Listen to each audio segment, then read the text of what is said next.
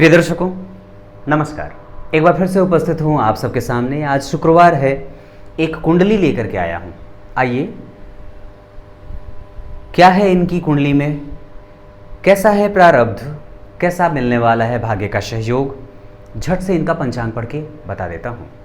कार्यक्रम को अंतिम हिस्से तक देखा करिए, बीच से ना जाइए और ज़रूर प्रतिक्रिया दिया करिए कि कैसा बना है कार्यक्रम।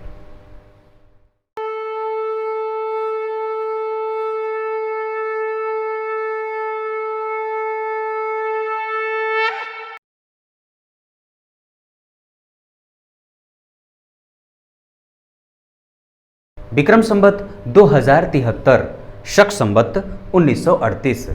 अगर आपके घर में किसी बच्चे का जन्म 2016 में हुआ है, इसका मतलब है कि वो सौम्य संवत्सर में जन्मा है और उसके ऊपर प्रभाव वो व्यक्ति श्रेष्ठ मति बुद्धि से युक्त लोगों से मित्रता करता है, चुगलीखोरी नहीं करता है, साफ और स्पष्ट विचारों का होता है, अपने से बड़े और गुरुजनों का आदर करता है, गोल चेहरे को धारण करने वाला होता है।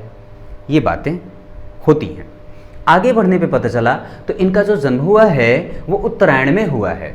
उत्तरायण में जन्मे लोगों में एक बात बहुत अच्छे तरीके से समझी जा सकती है कि व्यक्ति का आत्मविश्वास और व्यक्ति का स्वाभिमान, व्यक्ति का ईगो, व्यक्ति के अंदर की अंतर्मन की इच्छा, ये सब जागृत होती हैं और इसका फायदा ये होता है कि व्यक्ति समस्त प्रकार के दुर्व्यसनों से और समस्त प्रकार की बुरी लतों से छट करके हट करके जीवन बिताता है। अगर व्यक्ति की कुंडली में सूर्य उत्तरायण होते हैं तो व्यक्ति के आत्मविश्वास को बिल्कुल जागृत रखते हैं, अच्छे लोगों से व्यक्ति मित्रता करता है, नेत्रों की परेशानी थोड़ी कम होती है, बालों की समस्या न के बराबर होती है और साथ ही साथ व्यक्ति दंत रोगी नहीं होता है। अब ये कुंडली में कई स्थितियों पर निर्भर करता है। व्यक्ति गलत विचारों से प्रेरित नहीं होता और सोच समझ करके निर्णय लेने वाला होता है। यहाँ तक क्लियर है। आगे बढ़ते हैं तो पता चलता है कि वैशाख माह में इनका जन्म हुआ है। वैशाख माह में जन्मे लोग पानी कम पीते हैं और साथ ही साथ उनके क्रोध के दमन करने की जो शक्ति होती है वो सामान्य लोगों से थोड़ी ज़्यादा होती है। व्यक्ति अपने काम से काम तो रखेगा और धन कमाने के लिए कई बार इन्हें दूर भी जाते देखा जाता है। अगर ऐसी स्थिति हो जाए कि व्यक्ति का जन्म वैशाख माह में और ग्रीष्म ऋतु में जन्मा हो तो व्यक्ति जितक क्रोधो हो जाता है। मतलब है इसका कि अगर व्यक्ति का जन्म वैशाख माह में चूंकि ग्रीष्म ऋतु रहती है तो ये स्थिति व्यक्ति के शरीर के अंदर क्रोधाग्नि में जलने की स्थिति को कम कर देता है और साथ ही साथ व्यक्ति अपने जन्म स्थान से दूर जाकर के धन कमाता है। उत्तरायण, वैशाख माह, ग्रीष्म ऋतु, शुक्ल पक्ष के पूर्णिमा तिथि, मतलब शुक्ल पक्ष में जन्मा है तो व्यक्ति का दिमाग उसके साथ है, मतलब वो भटक नहीं रहा है, एकदम दिमाग की स्थिरता है। शुक्ल पक्ष में जन्मे लोगों का स्वभाव बेहतरीन होता है, बिल्कुल स्पष्टवादी होते हैं, साफ होते हैं, वैज्ञानिक विचारों से प्रेरित होते हैं, कल्पना शक्ति तीव्र होती है, गणना प्रिय होते हैं, मितभाषी होते हैं, अच्छे मित्रों के संसर्ग में रहने वाले होते हैं। ये होगा। और ऊपर से पूर्णिमा का जन्म होना मतलब व्यक्ति तो पूर्णेंदु हो जाएगा ना, तो ये बड़ी अच्छी बात हो जाती है। शुक्ल पक्ष के पूर्णिमा के चंद्रमा शुभग्रह होते हैं और यहां से उनका जो बढ़ना होता है वो कृष्ण पक्ष की तरफ होता है। तो इस वजह से अगर व्यक्ति की कुंडली में चंद्रमा अगर कमजोर रहे तो कभी कभी माता के स्वास्थ्य को वो परेशान करता है, यह संभव है। लेकिन व्यक्ति की मानसिक स्थिति जो है वो बिल्कुल अनुकूल है और स्वच्छंद है, निर्णय लेने में उसे परेशानी नहीं होती है और न ही निर्णय लेने के लिए किसी दूसरे पे आश्रित होता है। शुक्ल पक्ष के पूर्णिमा का यह प्रभाव रहा। दिन इनका जो है वो शनिवार का है और विशाखा नक्षत्र के तीसरे चरण में इनका जन्म हुआ है। अब गौर करिएगा, इस नक्षत्र का प्रभाव क्या होगा वो इससे आगे बताऊंगा, वो एक अलग सेक्शन में उसको मैंने रखा है। विशाखा नक्षत्र के तीसरे चरण का प्रभाव वो बताऊंगा और विष्टिकरण में इनका जन्म हुआ है। परिध योग है, शूद्र वर्ण और राक्षस गण है। अब विचार करिए तो शूद्र वर्ण और राक्षस गण होने के कारण इनके अंदर एक बहुत अच्छी तीव्रता है। वो यह क्या बताता हूं। दरअसल आप लोगों में से जो भी अगर शूद्र वर्ण और राक्षस गण से आता है तो उसके अंदर भविष्य को सूंघने की शक्ति होती है, उसकी छठी इंद्री जागृत होती है। अगर व्यक्ति स्वप्न को साधने का प्रयास करे, स्वप्न को जांचने का प्रयास करे, तो अपने भविष्य में होने वाली घटनाओं से वो तालमेल बिठा लेता है। अब इसकी उपस्थिति कितनी है, कुंडली में वो भाव कितना मजबूत हो रहा है, कुंडली में वो ग्रह कितना मजबूत हो रहा है, ये तो निर्भर करता है। लेकिन उसका बीजारोपण शूद्र वर्ण और राक्षस गण के लोगों में हुआ रहता है कि ये भविष्य से घटित होने वाली घटनाओं से इनका मेल हो जाता है। मतलब ये जान जाते हैं कि मेरे साथ भविष्य में क्या चीजें होने वाली हैं। नाम अक्षर ते पे है, यानी कि राशि के आधार पर राशि का नाम त अक्षर से अगर ना रखा जाए, पुकार का नाम, तो बेहतर है। इनका नाम जो भी हो त अक्षर से ना हो। अब आगे इनके जन्म कुंडली में बैठे ग्रहों को बता देता हूं।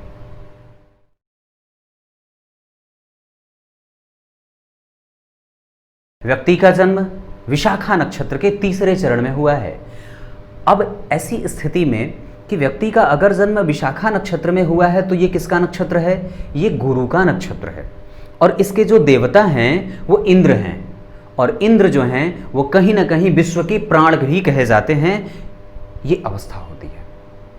व्यक्ति कैसा है? व्यक्ति राजा बनना चाहता है।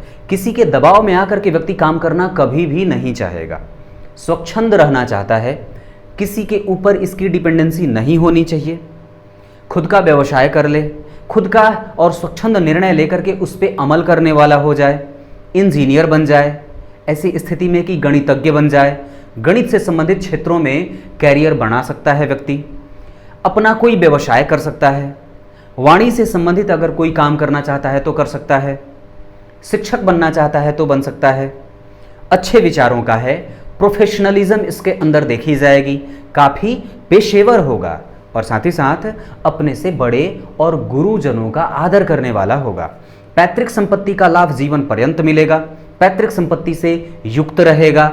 माता और पिता में पिता के निकट ज़्यादा रहता है, पिता गुरुवत होते हैं।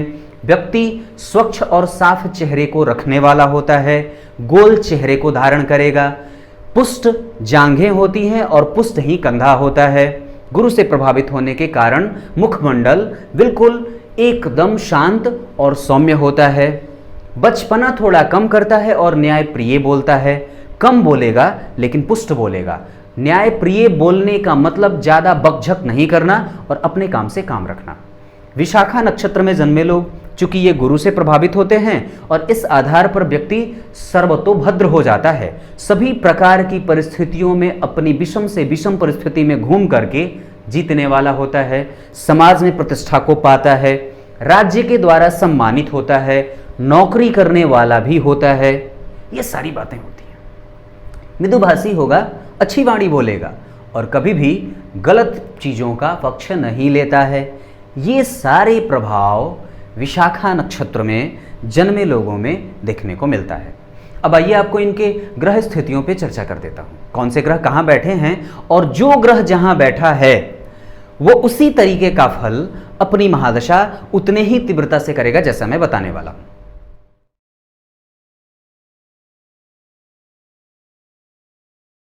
किसी भी जातक या जातिका के अगर आत्मविश्वास को परखना हो, उसके रोग प्रतिरोधक क्षमता को परखना हो तो कुंडली में सूर्य को देख लीजिए। उसके पद धारण की विशेष अवस्था को देखना हो तो सूर्य को देख लीजिए। ये जांचना बड़ा आवश्यक हो जाता है कुंडली में कि सूर्य की स्थिति कैसी है, क्योंकि वो सर्वोत्तम तरीके से महत्वपूर्ण ग्रह होते हैं, ग्रहों के राजा होते हैं। ये कुंडली बनती है कर्क लग्न की और यहाँ पे सूर्य होते हैं धन भाव के अधिपति। ये धन भाव के अधिपति होकर के लाभ भाव में बैठे हैं और शुक्र की राशि में बैठे हैं। शुक्र उनका बहुत अच्छा मित्र नहीं होता है और तात्कालिक मित्रता में शुक्र भी वहीं जा रहे हैं, एक ही साथ बैठे हैं, यानी कि सूर्य अति शत्रु की राशि में बैठे हैं। क्योंकि ग्रह अगर उन्हीं के साथ बैठा हो तो ये अति शत्रु में हो जाएगा। ये अति शत्रु की राशि और अति शत्रुता का संबंध। अंश के आधार पर अगर देखते हैं तो 6 अंश 37 कला कृतिका नक्षत्र में ही दोनों ग्रह क्रमशः बैठे हैं, यानी कि शुक्र भी कृतिका नक्षत्र में ही और सूर्य भी अपने ही नक्षत्र में बैठे हैं। ऐसी स्थिति में कि सूर्य आपकी कुंडली में अति शत्रु की राशि में अवस्थागत कमजोर हैं और ये निगेटिव फल देने वाले भी हो सकते हैं या फिर अपने महादशा अंतर्दशा में बहुत कम या सूक्ष्म प्रभाव देंगे। यानी कि व्यक्ति की कुंडली में जब भी सूर्य की महादशा आएगी तो हो सकता है कि धन से संबंधित थोड़ी सी समस्या हो। इसकी चर्चा मैं आगे भी करूंगा। अवस्था के हिसाब से अति सूत्र की राशि में बैठ करके कमजोर यानी कि वृद्ध या मृतप्राय हो रहे हैं, कम और बिल्कुल कम फल करेंगे। व्यक्ति के अंदर वात्सल्य का कारक होता है चंद्रमा, व्यक्ति के रोग प्रतिरोधक क्षमता का कारक होता है चंद्रमा, व्यक्ति के अंदर भावनाओं का संचार करने का कारक होता है चंद्रमा। आपकी कुंडली के लिए ये लग्न के अधिपति होकर के बैठे हैं शुक्र की राशि में। तात्कालिक मित्रता में ये शत्रुग्रही हो रहे हैं, इस आधार पर ये शत्रु के अवस्था में बैठे, शत्रु राशि में बैठे, और अंश के आधार पर 29 अंश, 35 कला, विशाखा नक्षत्र, ये गुरु का नक्षत्र, इसका प्रभाव मैंने बताया है। और यहाँ पे ये बिल्कुल मृतप्राय हो रहे हैं, यानी कि चंद्रमा मृत और सूर्य वृद्ध।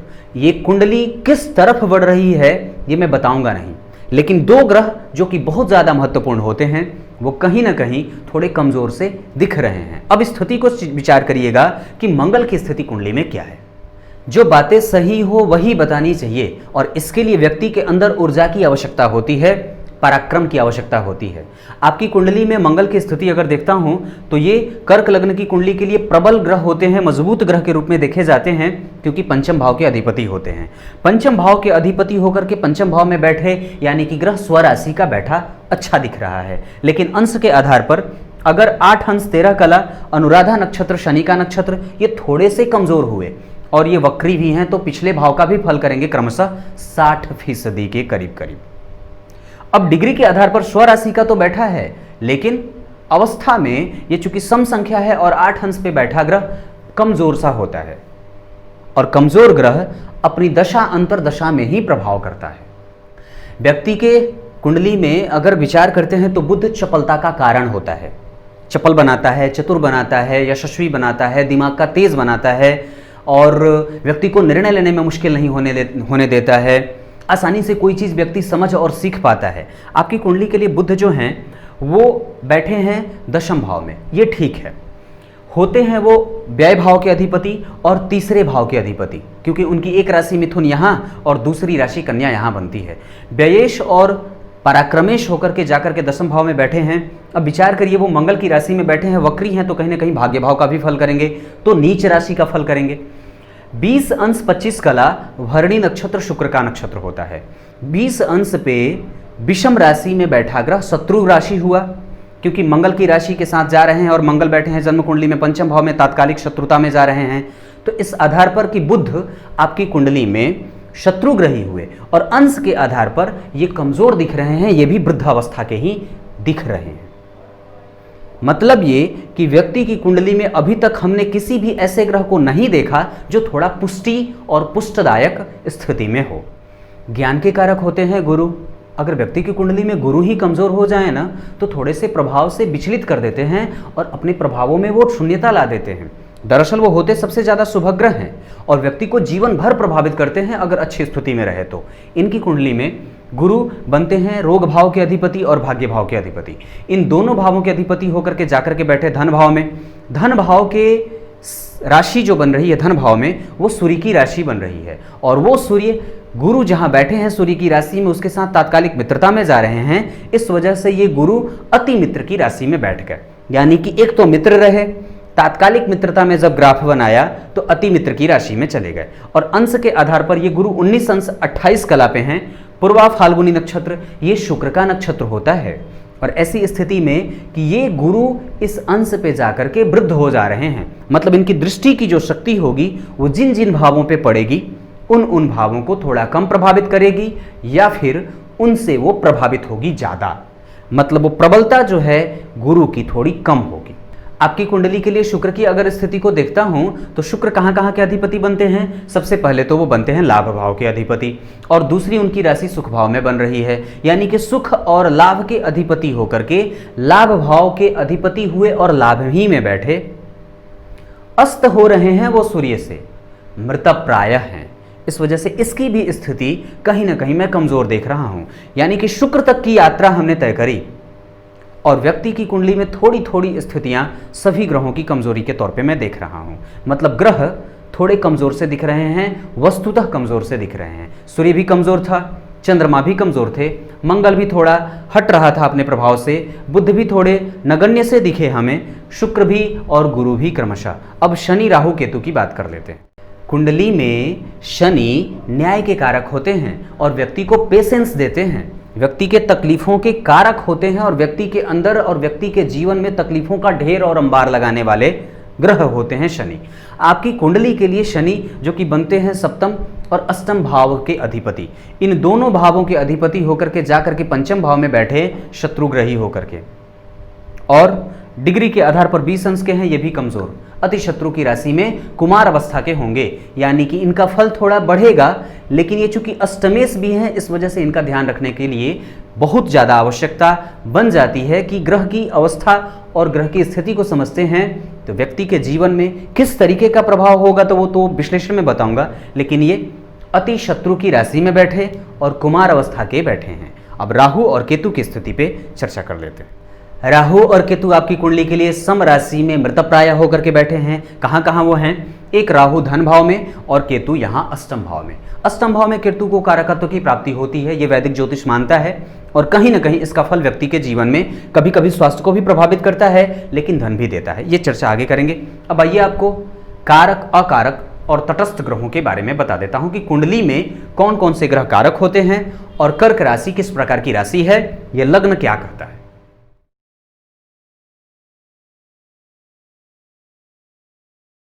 कर्क राशि कैसी राशि है और साथ ही साथ कारक ग्रह, अकारक और तटस्थ ग्रहों पे चर्चा के लिए अगर बात करते हैं तो सबसे पहले आपको कर्क राशि के बारे में बता देते हैं, क्योंकि लग्न कर्क का है तो व्यक्ति चर प्रकृति का है, शुभ ग्रह की राशि है, चंद्रमा शुभ ग्रह बन रहे हैं, प्रकृति चर है यानी कि चंचल है। चर प्रकृति होने का मतलब है कि व्यक्ति अपना काम तीव्रता से करेगा, वात जनित समस्याएं नहीं, इसकी कुंडली में जल जनित समस्याओं के होने के खतरे ज़्यादा हैं, व्यक्ति को शीत जनित बीमारियां ज़्यादा होती हैं, भावुक ज़्यादा है, इमोशनल ज़्यादा होने से अपना नुकसान ज़्यादा कर बैठता है। कभी कभी व्यक्ति सिर्फ बैठ करके सोचने वाला काम करता है, एक जगह बैठा रहेगा और खाली ख्याली पुलाव पकाता रहता है। और कर्क लग्न वास्तविक रूप से सबसे श्रेष्ठ लग्नों में से एक माना जाता है। कारण क्योंकि लग्न में ही गुरु की उच्च राशि का निर्माण हो रहा है, चतुर्थ भाव में शनि के उच्च राशि का निर्माण हो रहा है, सप्तम भाव में मंगल के उच्च राशि का निर्माण हो रहा है और दशम भाव में स्वयं सूर्य के उच्च राशि का निर्माण हो रहा है। इस वजह से ये कुंडली जो कर्क लग्न की होती है वो कम से कम अच्छी कुंडली के तौर पे जानी जा सकती हैं। व्यक्ति भावुक है, वात्सल्य से भरा है, अपना काम जल्दी करना चाहता है, लेकिन चूंकि ये राशि जो है वो पृष्ठोदय होती है, इस वजह से मैंने कार्यक्रम इस पे बना रखा है कि पृष्ठोदय राशियों में व्यक्ति जो जन्मे होते हैं उनका काम थोड़ा विलंब से होता है, तो घबराना नहीं होगा। हो सकता है कि जो काम एक दिन में होने वाला हो वो 3 दिन में लगे, ये बात बनती है। व्यक्ति यात्रा का प्रिय, प्राकृतिक जगहों पे जाने वाला, मृदुभाषी होगा, वात्सल्य से भरा होगा, श्रेष्ठ मति बुद्धि का होगा, गुरुजनों का आदर करेगा, कला संकाय का प्रेमी होता है, अपने से गुरुजनों का आदर तो करेगा, साथ ही साथ सीखने की कला का माहिर होता है। एक्चुअली अगर बात कहूं तो कर्क लग्न के लोग के दाम्पत्य की स्थिति थोड़ी कमजोर कही जाती है, क्योंकि वो बहुत ज़्यादा भावुक हो जाते हैं और इस वजह से वो ये चाहते हैं कि मेरे ही निकट सभी लोग आकर के बैठे रहें, मुझे ही देखते रहें, मेरे पास ही सारे लोगों की उपस्थिति और उपस्थिति दर्ज होती रहे। और ऐसा होता नहीं है, क्योंकि आजकल जिस स्थिति में हम जी रहे हैं वहाँ पे कोई किसी के पास बैठना नहीं चाहता है और ये कर्क लग्न की सर्वाधिक मानसिक कमजोरी है। व्यक्ति भावुक बहुत ज़्यादा हो जाता है, बंध जाता है किसी चीज़ से, अपने आप को जोड़ लेता है बहुत तीव्रता से और दूसरे के प्रभाव से अपने आप को बहुत जल्दी प्रभावित कर लेता है। सामने अगर कोई राक्षस आ गया तो उससे प्रभावित हो गया, सामने अगर कोई देवता आ गया तो उससे प्रभावित हो गया। अपनी स्थिति और वास्तविक स्थिति को मेंटेन करना कर्क लग्न के लोगों के लिए थोड़ा मुश्किल होता है और इसी वजह से चूंकि ये बहने वाली राशि है, भूमि तत्व की राशि होती है, जल तत्व की प्रधानता होती है, इस वजह से ये कहीं ना कहीं इनका जो बंधन होता है वो बड़ा मृदु होता है। क्लियर है बात? अब विचार करते हैं आपकी कुंडली में कारक ग्रहों की। आपकी कुंडली में जो कि कर्क लग्न की है, इसमें सर्वाधिक कारकत्व मंगल को प्राप्त होगा, क्योंकि ये पंचमेश होते हैं और साथ ही साथ उनकी एक दूसरी राशि जन्म कुंडली में कहां बनी, जन्म कुंडली के दशम भाव में। यानी कि पंचमेश और दशम भाव के अधिपति होकर के जन्म कुंडली में कारक रोल प्ले करेंगे मंगल। अगर मंगल की स्थिति अच्छी रही तो व्यक्ति को एजुकेशन अच्छा रहेगा और व्यक्ति का कैरियर ये दोनों बेहतर हो सकता है। व्यक्ति तीव्र यौवन अवस्था को प्राप्त करता है और साथ ही साथ ये इसी स्थिति में व्यक्ति कभी भी बूढ़ा नहीं होता है, शतायु होता है, 100 वर्ष तक जीने वाला होता है। और दूसरा कारकत्व आपकी कुंडली में देवगुरु बृहस्पति को प्राप्त होता है। कारण क्योंकि वो एक तरीके से उनकी मूल त्रिकोण राशि यहां प्रतियोगिता भाव में बनी, जो जीवन में प्रतियोगिता में सफलता देने का परिचायक बन जाएगी। और उनकी दूसरी राशि जन्म कुंडली के पंचम भाव में बन रही है, जहां से भाग्य का विचार किया जाता है। वास्तव में देवगुरु बृहस्पति को 2 राशियां प्राप्त हैं, 2 नहीं 2 राशियां प्राप्त हैं। और ऐसी स्थिति में कि भाग्य भाव में जो राशि बन रही है वो देवगुरु बृहस्पति की गौण राशि है, जो कि दार्शनिक राशि कही जाती है। और यह है वास्तव में उच्च शिक्षा का भाव, यह है वास्तव में धर्म का भाव। और ये दार्शनिकता का और धर्म का जब मेल होता है, इस वजह से कि कर्क लग्न के अधिपति होते हैं, कर्क राशि के अधिपति चंद्रमा, और चंद्रमा और गुरु का संयोग हो जाए तो जन्म कुंडली का और ज्योतिष का सर्वाधिक श्रेष्ठ योग गज केसरी बन जाता है। इस वजह से चंद्रमा जब भी आधिपत्य में आते हैं कुंडली के, तो वो भाग्य भाव में बैठे गुरु को कुंडली में कारकत्व की प्राप्ति करा देते हैं। अकारक ग्रहों की चर्चा करता हूं। आपकी कुंडली में अकारक ग्रह के रूप में अगर कोई ग्रह होगा तो बुध और शुक्र होंगे। कारण क्योंकि बुध एक तो त्रिक भाव के अधिपति बने और दूसरा वो व्ययेश बन जाते हैं। और चंद्रमा और बुध दोनों जो है ना, वो कहीं ना कहीं अपना आधिपत्य बनाना चाहते हैं, क्योंकि दोनों एक ही प्रकृति के से हो जाते हैं। चंद्रमा भी चंचल और बुध भी चंचल, चंद्रमा भी तीव्र चलायमान और बुध भी जब सूर्य से दूर जाता है तो तीव्र चंचल हो जाता है। उसकी स्थिति अतिचारी की हो जाती है, जो मौसम के परिवर्तन का कारण बन जाती है। समझिएगा गौर से, सूर्य के निकट जब बुध होते हैं तो वो मौसम में परिवर्तन कराने के लिए उनकी जिम्मेदारी बिल्कुल भी नहीं होती है।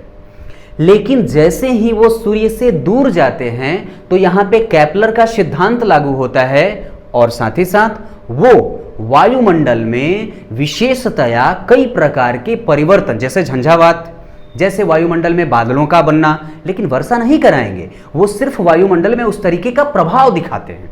तो वस्तुतः सूर्य बैठे हैं यहां और बुध कहां बैठे हैं, जन्म कुंडली में एक राशि पीछे।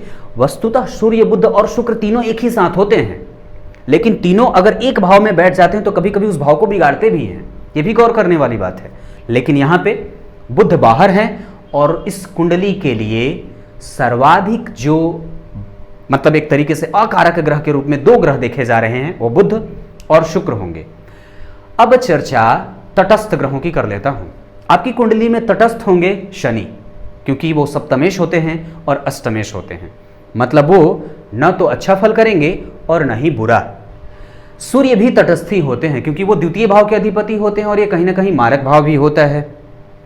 यहां पे तटस्थ इसलिए होते हैं क्योंकि ये भी मारक भाव होता है, यानी कि द्वितीय भाव के अधिपति और सप्तम भाव के अधिपति कर्क लग्न की कुंडली में मारक नहीं हुए तो क्या हुए, वो तटस्थ हो गए। अपने प्रभावों को वो न तो अच्छे तरीके से देंगे न बुरे तरीके से, उनकी उपस्थिति के ऊपर ये निर्भर करता है। दूसरा ग्रह तटस्थ होने के मामले में चंद्रमा स्वयं तटस्थ हो जाते हैं। आपकी कुंडली के लिए जो कि कर्क लग्न की है, उसमें चंद्रमा भी कारक नहीं होते हैं और ये तटस्थता की भूमिका में होते हैं।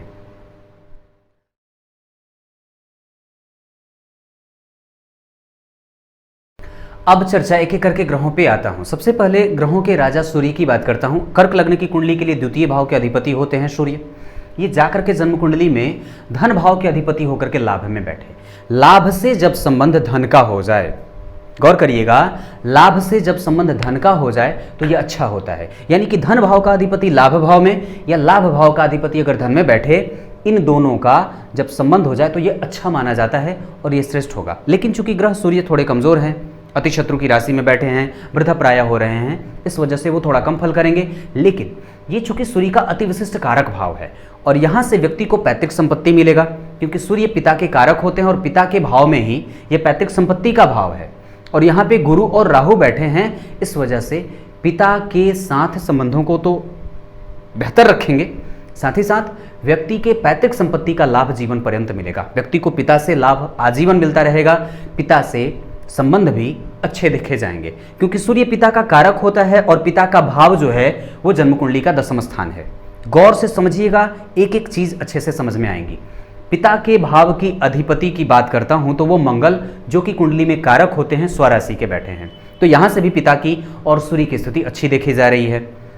अब बात करते हैं, तो सूर्य बैठे हैं कृतिका नक्षत्र में, क्लियर है, और सूर्य बैठे हैं कृतिका नक्षत्र में, और साथ ही साथ ये नक्षत्र जो है ये सूर्य का ही है, यानी कि लाभ की स्थिति व्यक्ति के जीवन में ठीक देखी जा रही है। लेकिन चूंकि शनि की दृष्टि है, मंगल की दृष्टि है, और सूर्य यहां से कहीं ना कहीं पंचम भाव को देख रहे हैं, तो सूर्य और शनि की दृष्टि संबंध से होने से, और अष्टमेश चूंकि होते हैं शनि, यहां गौर करिए अष्टम भाव के अधिपति पंचम भाव में आ रहे हैं, और चूंकि सूर्य की अभी चर्चा कर रहा हूं, इस वजह से यह देखना जरूरी है कि सूर्य पे किस किस ग्रह का प्रभाव है। तो सूर्य के ऊपर मंगल का भी प्रभाव, शनि का भी प्रभाव, और ये स्थिति व्यक्ति के कभी कभी लाभों को कम करने वाली, ज्ञान के पक्ष को कभी कभी कमजोर करने वाली, और कभी कभी हो सकता है कि व्यक्ति का लाभ प्रभावित हो। हालांकि लाभ तो मिलेगा, इसमें कोई संदेह नहीं होना चाहिए, क्योंकि धन का अधिपति लाभ में आकर के महाधनी योग लगा रहा है। लेकिन अगर ग्रह थोड़ा कमजोर है ना, तो निश्चित रूप से थोड़ा प्रभावी कम होगा या प्रभावित करेगा। तो हो सकता है कि व्यक्ति के जीवन में जितना लाभ मिलना चाहिए या जितनी उसकी महत्वाकांक्षा है, वो थोड़ा उसको कम कर दे। 7वें भाव, 5वें भाव पे 7वीं दृष्टि पड़ जाने से, ये मित्र की राशि है लेकिन शनि वहीं बैठे हैं, ऐसी स्थिति में व्यक्ति प्रखर बुद्धि का होगा, मजबूत कंधों का होगा, गोल चेहरे होंगे, बेहतरीन होगा, इसमें कोई संशय नहीं है। लेकिन चूंकि सूर्य और शनि का दृष्टि जब पात होता है और जब दोनों एक दूसरे से टकराते हैं, तो कहीं ना कहीं व्यक्ति का अहित कर देते हैं। किस मामले में? तो व्यक्ति के एजुकेशन को ड्रॉप करने वाले, माध्यमिक शिक्षा पे कभी कभी इनकी लाठी पड़ जाती है और माध्यमिक शिक्षा को कभी कभी कमजोर कर देते हैं। हाँ, चूंकि ये सूर्य होते हैं धन भाव के अधिपति, वहां बैठे हैं गुरु अति मित्र की राशि में, लेकिन राहु से वो प्रभावित होते देखे जा रहे हैं, और वो खुद राहु से गुरु चांडाल योग बनाने की तरफ बढ़ रहे हैं, क्योंकि द्वितीय भाव के अधिपति सूर्य धना महाधनी योग लगाया, पंचम भाव को देखा, यश गौरव पद प्रतिष्ठा सम्मान सारी चीजों को थोड़ा सा कमतरी से देंगे शनि, क्योंकि अष्टमेश होते हैं। ये बात कही है और पक्की है। लेकिन धन भाव पे जब विचार करते हैं तो व्यक्ति का धन भाव ठीक बनता दिख रहा है, क्योंकि राहु वहां पे सूर्य की राशि में बैठे, सूर्य की राशि में गुरु भी बैठे, और ऐसी स्थिति में राहु गुरुवत हो जाएंगे, और कहीं ना कहीं वो धन में कभी कभी व्यक्ति को ऐसा बना देंगे कि वो धन रख करके भी उसे टुकुर टुकुर देखता रहे। जब राहु आएंगे तब उस धन को खर्च कराने के लिए जाने जाएंगे, लेकिन जब गुरु आएंगे तो व्यक्ति थोड़ा संयमी हो जाएगा, अच्छी वाणी को बोलने वाला होगा, और कभी कभी बहुत ज्यादा कटु वचन भाषी भी होगा, क्योंकि जैसे जैसे राहु का प्रभाव व्यक्ति के जीवन पे आएगा, अंतर प्रत्यंतर में, सूक्ष्मांतर में जब जब राहु आएंगे तब तब वो गुरु को प्रभावित करेंगे, क्योंकि वास्तव में गुरु सिर्फ यही चाहते हैं कि मेरी स्थिति कभी भी, गुरु की स्थिति कभी भी राहु और केतु के साथ ना हो, और उनकी स्थिति ऐसी कुंडली में बन रही है। ये बात गौर करने वाली है कि धन भाव में गुरु और राहु का संयोग होना व्यक्ति को कभी कभी मुश्किल भी पैदा करेगा, और ये पक्की बात है, क्योंकि वो वास्तव में रोगेश है। रोगेश होकर के धन भाव में बैठे, धनेश होकर के लाभ भाव में बैठ करके पंचम भाव को देखा। सूर्य आत्मसम्मान का ग्रह होता है, यश गौरव पद प्रतिष्ठा का ग्रह होता है, लेकिन चूंकि अष्टमेश के साथ दृष्टि का संबंध हो जाने के कारण ये सूर्य और शनि एक दूसरे को देखने के कारण कहीं ना कहीं आत्मसम्मान पे और कभी कभी व्यक्ति पे लांछन लगाने के लिए भी जिम्मेदार होते हैं, व्यक्ति के जीवन में और जीवन में लाभ को कम कर देते हैं। अब बात चंद्रमा की करता हूं। आपकी कुंडली में चंद्रमा गुरु के नक्षत्र में बैठे हैं, और वो बैठे हैं यहां, ये ठीक है, लेकिन उनके अगले ही भाव में 8 नंबर की राशि बनी, जो कि उनकी नीच की राशि होती है। यानी कि ग्रह अगर नीचाभिलाषी हो रहा है तो वो अपने अंक में 1 नंबर कम कर देगा, उसका प्रभाव 1 नंबर कम हो जाता है, और दरअसल अपने प्रभाव से वो थोड़ा सा कमतरी से फल देने वाला हो जाता है। अवस्था से भी चंद्रमा कमजोर हैं, लेकिन वो शुक्ल पक्ष के पूर्णिमा तिथि के हैं, इस वजह से शुभग्रह हो रहे हैं, तो माता के साथ संबंधों को अच्छा बनाएंगे। लेकिन चूंकि नीचाभिलाषी होने के कारण अगले ही भाव में नीच की राशि बन रही है, इस वजह से व्यक्ति की कुंडली में चंद्रमा यानी कि माता के स्वास्थ्य को कभी कभी परेशान करेंगे, माता के साथ संबंध अच्छा रखेंगे, लेकिन फिर भी यहां से एक भाव आगे आने पे एजुकेशन में भी अच्छाई रहेगी क्योंकि मंगल स्वयं स्वराशि का बैठा है। व्यक्ति गणितज्ञ हो जाएगा क्योंकि चंद्रमा का प्रभाव कहीं ना कहीं इस राशि पे भी पड़ेगा, और मंगल का प्रभाव चूंकि वक्री होने के कारण, इस मंगल का प्रभाव वक्री होने के कारण कहीं ना कहीं इस भाव पे भी पड़ेगा। तो दोनों ही ग्रह एक दूसरे से धन का संयोग कर रहे हैं। इस वजह से व्यक्ति कभी कभी कटुवचन भाषी होगा, बोलेगा कठोर, बोलेगा कम, बोलेगा न्याय से युक्त होकर के, लेकिन जो बोलेगा वो हो सकता है कि सामने वाले को कभी कभी बुरा लग जाए।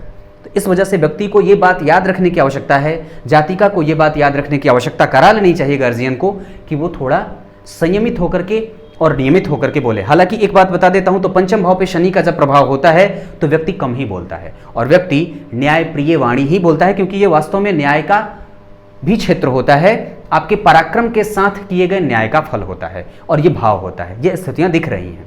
चंद्रमा की 7वीं दृष्टि यहां पड़ेगी, व्यक्ति को कई बार गणितज्ञ बना देता है, और बुध और चंद्रमा की स्थिति जब हो जाती है तो व्यक्ति को निर्णय लेने में मुश्किल नहीं होती है। व्यक्ति गणितज्ञ हो जाएगा, शिक्षा में आगे रहने वाला हो जाता है, उसका एजुकेशन का पक्ष बड़ा बेहतर हो जाता है, ज्योतिष विद्या को समझने वाला हो जाता है, प्रकांड विधि वेता हो जाता है, वकील बन सकता है, जज बन सकता है, इंजीनियर बन सकता है, गणितज्ञ बन सकता है, ये आदि क्षेत्रों में जा सकता है, मंगल से संबंधित क्षेत्रों में जा सकता है, और किसी भी तरीके के इलेक्ट्रॉनिक चीज़ों में इसका कैरियर बन सकता है। चंद्रमा चूंकि दशम भाव को देख रहे हैं, और जहां देख रहे हैं वहां पे एक शुभ ग्रह जो कि वात्सल्य का भी कारक होता है चंद्रमा ना, तो इस भाव को वो अच्छा बना देगा और श्रेष्ठ बना देगा। व्यवसाय भी व्यक्ति अगर करे तो कर सकता है।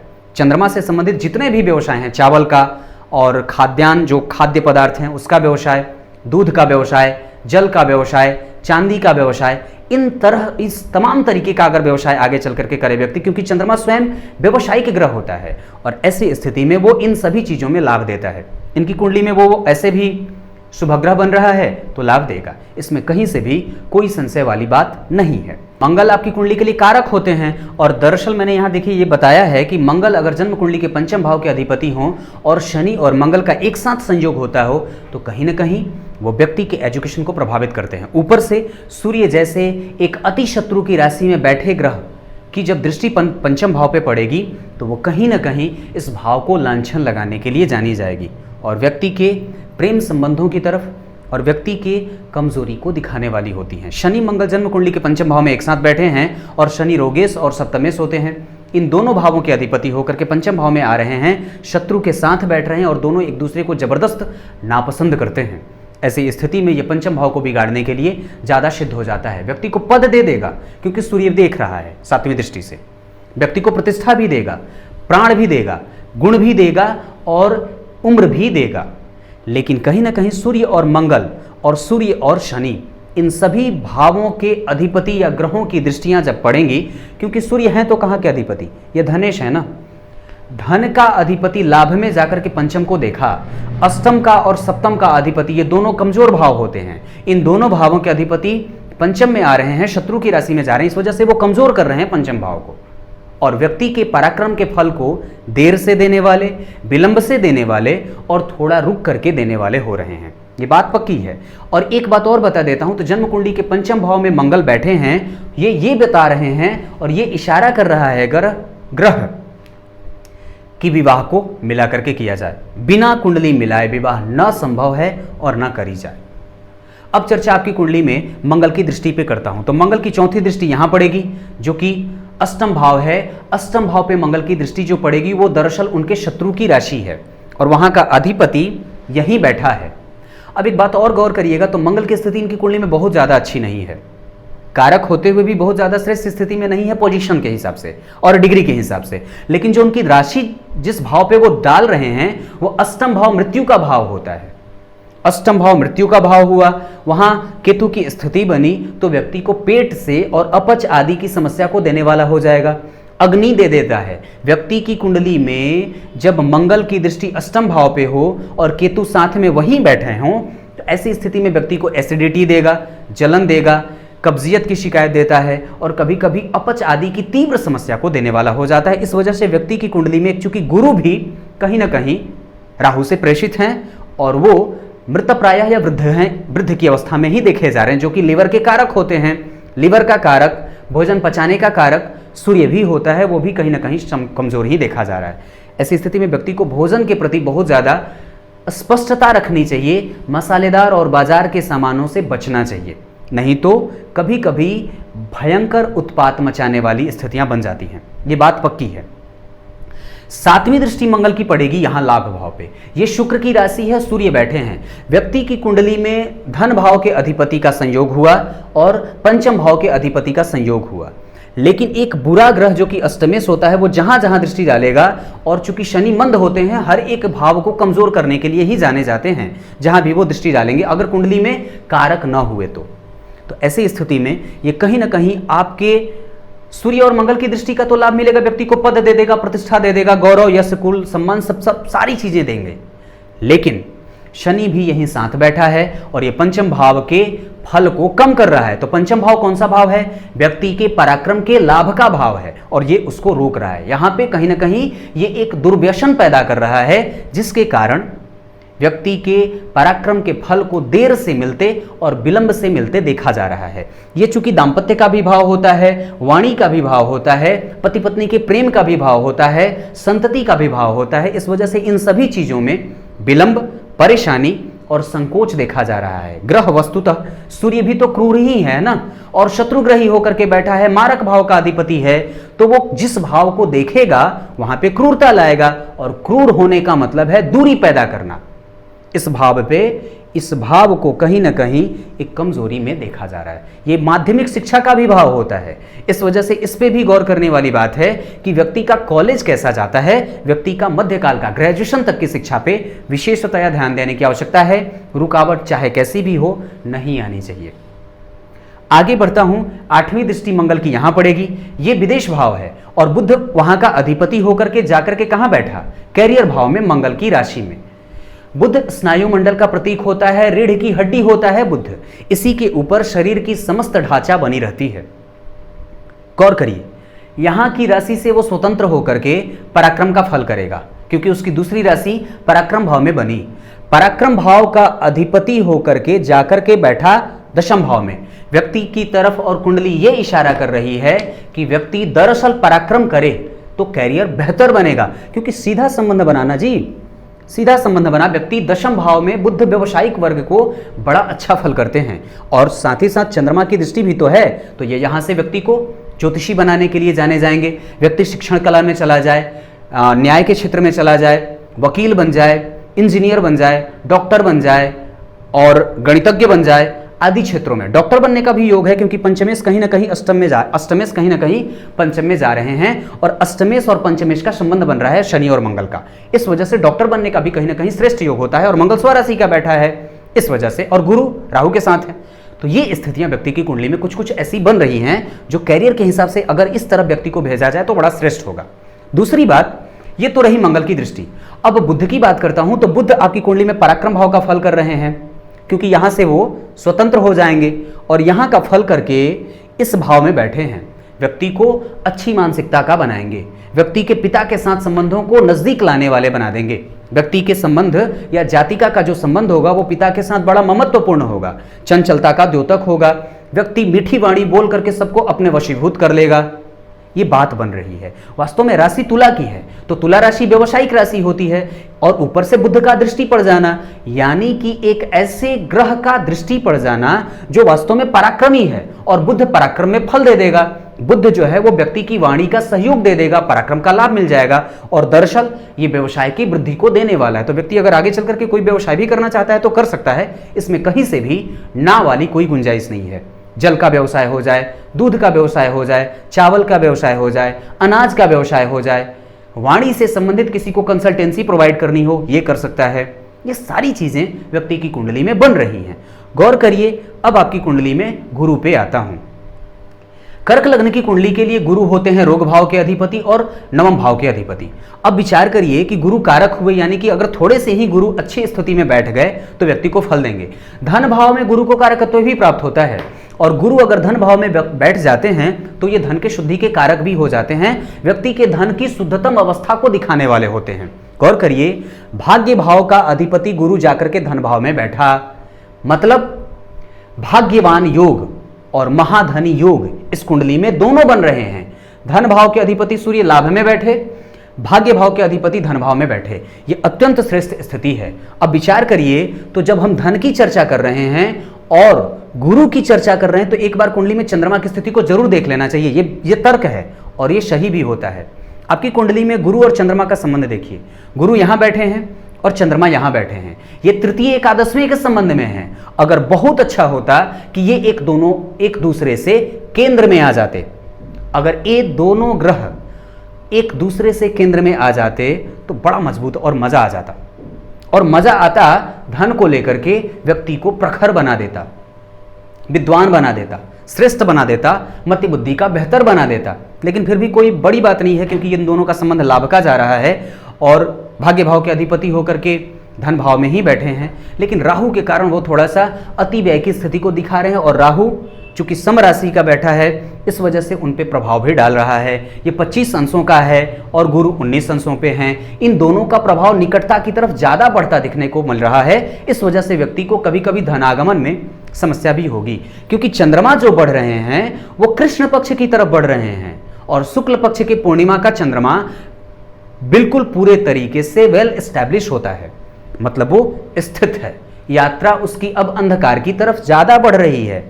इस वजह से ये कहीं ना कहीं धन को, चूंकि शुक्र के नक्षत्र में बैठे हैं ना गुरु, अब विचार करिए, शुक्र के नक्षत्र में बैठे हैं गुरु, शुक्र स्वराशि का बैठा है और सूर्य के साथ बैठा है, उसकी स्थिति बहुत ज्यादा अच्छी भी नहीं है। लाभ भाव में बैठे हैं शुक्र, धन देंगे, लेकिन फिर भी सूर्य के बैठने के कारण और अस्त होने के कारण ये कहीं ना कहीं गुरु को इस नक्षत्र का बल भी कम मिल रहा है। कारण क्योंकि नक्षत्र का अधिपति कुंडली में अस्त हो रहा है और वो एक जलाने वाले ग्रह के साथ बैठा है। ये पापी भाव भी होता है, इस वजह से गौर करने वाली बात है। मंगल की दृष्टि है, वो कमजोर करेगा, वो पापक है। अब गुरु की दृष्टि की बात करता हूं तो रोगेश हो भी तो है वो, और अगर व्यक्ति ऋण लेकर के आगे बढ़ना चाहता है तो पक्का बढ़ जाए। व्यक्ति अगर ऋण लेकर के कोई काम करना चाहता है तो कर ले, लेकिन चूंकि ऋण भाव के अधिपति धन भाव में जा रहे हैं और वहां से फिर से वापस पांचवी दृष्टि से उसी भाव को देख रहे हैं तो यह ठीक होगा। व्यक्ति को ऋण से, व्यक्ति को प्रतियोगिता से, व्यक्ति को जीवन में आने वाली संशय और संशयात्मक स्थिति से, व्यक्ति के जीवन में आने वाली ऑब्स्टेकल से छुड़ाने वाले होंगे। व्यक्ति को ज्ञान के बदौलत अपने शत्रुओं पे विजय पाते हुए देखा जा सकता है। ये पक्की बात है कि कोई भी शत्रु इन्हें कभी परेशान नहीं करेगा, क्योंकि मंगल रक्षा कर रहा है और अगले ही भाव में। और हालांकि मंगल अब वक्री है ना, तो यहां से पिछले भाव का भी फल कर रहे हैं, तो एक तरीके से चंद्रमा और मंगल कहीं ना कहीं चतुर्थ भाव का फल करेंगे, तो ये ठीक होगा। और थोड़ा सा मंगल माता के साथ कटुतापूर्ण संबंधों को भी देखने को बनेगा और माता को रक्त जनित बीमारियां भी देगा, चमड़े से संबंधित बीमारियां भी देगा, ये बात हो सकती है। अब पांचवी के बाद सातवीं दृष्टि यहां डालेंगे तो पेट से संबंधित समस्या देंगे, अपच देंगे, एसिडिटी देंगे, जलन देंगे। व्यक्ति को खाने के बाद ऐसा लगेगा कि वो खाया हुआ है और पेट में से अन्न जल्दी पचता नहीं है। शीत जनित बीमारियां भी पैदा कर रहा है। और चंद्रमा जब जन्म कुंडली के दशम भाव को देखता है और गुरु के साथ जब स्थिति जन्म कुंडली में तृतीय एकादशवें का हो रहा है तो शीत जनित स्थितियां भी बनने को दिख रही हैं। और कहीं ना कहीं व्यक्ति दूसरे के मन में एक अच्छा भाव और अच्छी स्थिति को दिखाने के लिए प्रेरित रहता है। बिल्कुल वो चाहता है कि मैं किसी दूसरे के नजर में गिर ना जाऊं और मैं किसी दूसरे की नजरों में एक अच्छा इंसान बना रहूं, इसका प्रयास करता रहता है। यह बात पक्की है। अब आगे गुरु की सातवीं के बाद आठवीं और नवीं यहां देख रहे हैं, ये ठीक है, क्योंकि यहां का अधिपति वास्तव में अपनी राशि का भी तो बैठा है और बुध वहीं बैठे हैं। और बुध की देखिए ये राशि शुक्र, बुध जो बैठे हैं वो मंगल की राशि में बैठे हैं। मंगल होते हैं ज्ञानेश, इस कुंडली के लिए कारक, और बुध बैठे हैं शुक्र की राशि में, शुक्र के नक्षत्र में, शुक्र बैठे हैं लाभ भाव में। ये स्थिति कैरियर के लाभ को दिखा रही है और दरअसल ये व्यक्ति को तीव्र ज्ञान के पीछे भागने वाला भी बनाएगी। व्यक्ति जीवन पर्यंत जिज्ञासु बना रहेगा। व्यक्ति जीवन पर्यंत अपने कर्म क्षेत्र को लेकर के जागृत अवस्था में रहेगा। कोई भी शत्रु परेशान नहीं करेगा। व्यक्ति अच्छी मानसिकता का होगा। और बुध तो वैसे भी चपल चंचल चालाक ग्रह होते हैं। दशम भाव में अगर बैठ जाए तो व्यक्ति को तीव्र व्यवसायी भी बना देते हैं, क्योंकि चंद्रमा भी कहीं ना कहीं व्यवसायिक वर्ग से ही आता है। ये गुरु की दृष्टि रही। शुक्र की बात अगर करता हूं तो शुक्र आपकी कुंडली के लिए बनते हैं कहां के अधिपति, एक तो यहां के और दूसरी उनकी राशि सुख भाव में बन रही है। यहां के अधिपति अगर होते हैं और इस कुंडली में वो सर्वाधिक बाधक भी होते हैं, और वृषभ राशि कर्क लग्न की कुंडली के लिए बाधक राशि होती है, मतलब इसकी जो महादशा आएगी शुक्र की वो थोड़ी परेशानी भरी होगी। लाभेश लाभ भाव में बैठा, सुखेश अपने भाव से कहां गया, षडाष्टक में, क्योंकि यहां से 7 घर यहां और 8वें गया। तो अगर सुख का अधिपति षडाष्टक में गया, हालांकि यह संबंध बड़ा अच्छा माना जाता है कि लाभ भाव का अधिपति सुख में आए, लाभ भाव का अधिपति सुख में आए या सुख का अधिपति लाभ में जाए, यह ठीक है। लेकिन कहीं ना कहीं वो चूंकि इस राशि और इस लग्न की कुंडली के लिए बाधक राशि होती है, इस वजह से वो परेशान करेगा, लाभ को जितना मिलना चाहिए उतना नहीं देगा। उसका दूसरा कारण अष्टमेश की दृष्टि लाभ भाव पे ये है। शनि और मंगल परस्पर इस भाव को खराब करके दोनों लाभ को देख रहे हैं।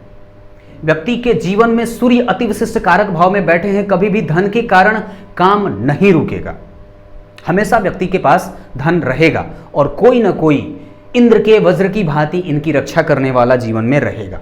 दाम्पत्य मिलाकर के स्थापित करें, विवाह मिलाकर के करें, और साथ ही साथ विलंब से भी होगा। अब शुक्र की बात करी मैंने, तो शनि की बात करता हूं। तो शनि यहां बैठे हैं, अष्टम और सप्तम भाव के अधिपति, ये आपकी कुंडली में कारक नहीं होते हैं, अकारक भी नहीं होते हैं, तटस्थ होते हैं, मतलब 50% का फल।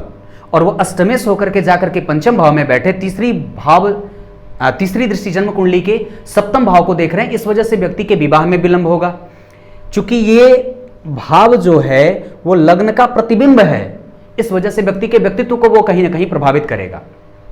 व्यक्ति के दांपत्य में मलिनता लाता है, व्यक्ति के दांपत्य में कहीं ना कहीं विलंब देता है, व्यक्ति के कामों में रुकावट डालता है, व्यक्ति के परेशानियों को बढ़ाने वाला होता है, व्यक्ति के चरित्र को कभी कभी नुकसान में ले जाने वाला होता है। ये बातें बन जाती हैं और व्यक्ति के प्रत्येक काम में विलंब होता है, क्योंकि वास्तव में ये लग्न का प्रतिबिंब बनता है और वो अपनी ही राशि को देखेगा तो क्या करेगा, फिर भी परेशान करेगा। हाँ, यहां से लाभ क्या होगा, वो इनकम देगा। व्यवसाय अगर व्यक्ति करेगा तो उसको डेली बेसिस का इनकम मिलता रहेगा, लाभ मिलता रहेगा, पार्टनर के साथ संबंध अच्छे रखे जाएंगे, देखे जाएंगे। लेकिन फिर भी चूंकि अष्टमेश होकर के अगर सप्तम भाव को भी देखेगा तो खराब करेगा, ये पक्की बात है, वो कहीं ना कहीं मंद करेगा उस भाव को। तीसरी के बाद 7वीं दृष्टि पड़ेगी लाभ भाव पे। अब वहां पे गौर करिए तो कौन कौन सा भाव देख रहा है। एक तो शनि भी देख रहे हैं जो कि अष्टमेश होते हैं, मंगल भी देख रहे हैं, शुक्र भी बैठे हैं, सूर्य भी बैठे हैं और शनि की दृष्टि भी है, तो कहीं ना कहीं ये प्रभाव कर रहे हैं। और लाभ, शनि, मंगल, शुक्र और सूर्य, इन सभी का प्रभाव कहीं ना कहीं लाभ पे जा रहा है। 4 ग्रहों का प्रभाव लाभ भाव पे पड़ने के कारण जीवन में लाभ को देखा जा रहा है, क्योंकि सूर्य और मंगल लाभ देंगे, शनि और शुक्र भी लाभ देंगे। तो जब जब ये सारे ग्रह एक्टिव होंगे तो कहीं ना कहीं थोड़ा सा इच्छा पूर्ति में विलंब भी देंगे, लेकिन इच्छा पूर्ति भी कराएंगे। अब ये उस समय देखना होगा कि महादशा किसकी चल रही है और अंतरदशा में कौन सा ग्रह है, पक्की बात है।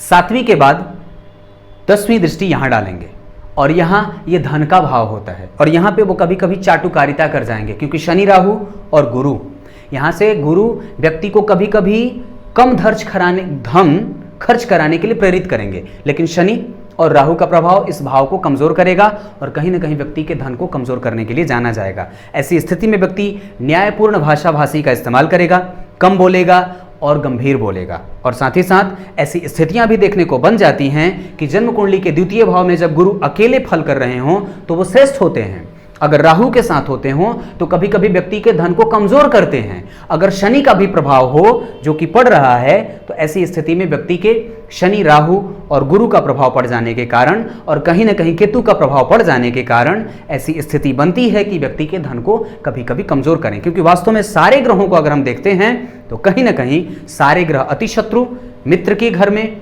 लगभग कम और गुरु को छोड़ करके सारे ही ग्रह क्रमशः थोड़े कमजोर से ही देखे जा रहे हैं। इस अवस्था में अब कल बताऊंगा कि कुंडली में, अब चर्चा थोड़ी सी और कर लेता हूं। शनि के बाद राहु केतु छूट रहे थे, राहु की स्थिति आपकी कुंडली में 5वीं दृष्टि यहां डालेंगे। व्यक्ति शत्रुहंता है क्योंकि वास्तव में वहां पे गुरु की राशि बन रही है और गुरु और राहु दोनों का दृष्टि संबंध यहां से आ रहा है। इन दोनों का प्रभाव व्यक्ति को पेट का रोगी बनाएगा। इस वजह से भोजन पे ध्यान रखने की आवश्यकता है। शत्रुहंता है, कहीं से कोई परेशानी नहीं होनी चाहिए, लेकिन फिर भी मैं समझता हूं कि दूसरे के पचड़े में पड़ने वाला व्यक्ति है भी नहीं, ना उसको किसी भी तरीके की परेशानी होने वाली है। यहाँ केतु अष्टम भाव में कारक होते हैं, इस वजह से वो व्यक्ति के जीवन में समस्त प्रकार के सुखों के प्रदाता तो होंगे, धन भी देंगे क्योंकि राहु बैठा है, और साथ ही साथ व्यक्ति को घाव फोड़ा फुंसी भी देते हैं। इस वजह से अपने चमड़ों का भी विशेष ख्याल रखने की आवश्यकता है। यहां से नवी दृष्टि से जब जन्म कुंडली के दशम भाव को देखेंगे तो ऐसी स्थिति में व्यक्ति के कैरियर को ग्रोथ भी देंगे, क्योंकि बुध बैठा है और बुध का डिग्री जो है वो 20 अंश का है और राहु 25 अंश पे है। इन दोनों का भेद जो है वो बिल्कुल 5 अंश पे जा रहा है। ऐसी स्थिति में यहाँ पे व्यक्ति कैरियर के मामले में सजग रहने वाला, कैरियर को लेकर के बिल्कुल पॉजिटिव रहने वाला और कैरियर को लेकर के बिल्कुल कामुक होने वाला होता है। अपने काम के आगे किसी की भी नहीं सुनता है, ये बात पक्की है। इस कुंडली में और क्या क्या चीजें बन रही हैं, मैंने लगभग सारी चीजें बताने का प्रयास किया है। कल इनकी और बेहतरीन पक्षों का निर्णय करूंगा, लेकर के आऊंगा इनकी कुंडली का नौमांस और लग्न चार्ट दोनों एक साथ। तब तक के लिए इजाजत दीजिए, कल एक बार फिर से उपस्थित होंगे आप सबके सामने। तब तक के लिए नमस्कार।